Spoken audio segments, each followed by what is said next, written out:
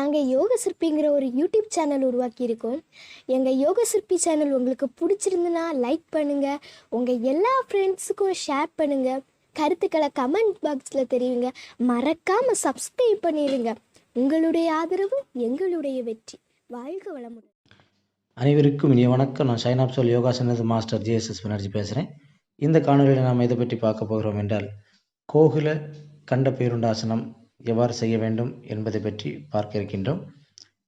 இந்த ஆசனத்தை செய்வதற்கு முன்பாக கண்ட பேருண்டாசனம் எவ்வாறு செய்ய வேண்டும் என்று ஒரு காணொலி நாங்கள் யோகா சிற்பி யூடியூப் சேனலில் வெளியிட்டிருக்கிறோம். அந்த காணொலியை பார்த்து நீங்கள் அதை கற்றுக்கொண்ட பின்பு இந்த ஆசனம் செய்வது மிக எளிமையாக இருக்கும். அது மட்டுமல்லாமல் கண்ட பேருண்டாசனம் செய்வதற்கான உடற்பயிற்சிகளையும் நாங்கள் மற்றொரு காணொலியில் வெளியிட்டிருக்கிறோம்.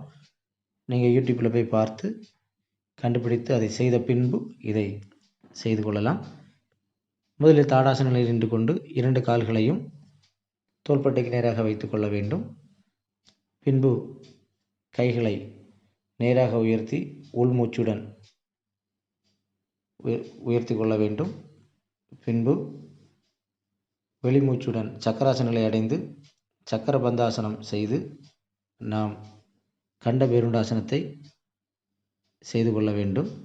கண்ட பேருண்டாசன நிலையை அடைந்த பின்பு 2 கைகளையும் 2 கால்களுக்கு நடு பகுதியில் வெளிநோக்கி கொண்டு செல்ல வேண்டும்.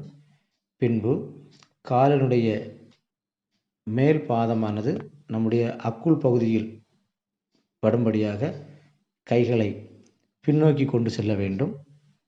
கொண்டு சென்று நாம் அந்த நிலையில் 30 வினாடிகள் முதல் 1 நிமிடம் வரை இயல்பான மூச்சுடன் இருக்க வேண்டும். இதுவே கோகுல கண்ட பேருண்டாசனமாகும். இந்த ஆசனத்தை படிப்படியாக பின்னோக்கி வருவதற்கு 2 கைகளையும் நேராக முன்னோக்கி நீட்டிக்கொள்ள வேண்டும்.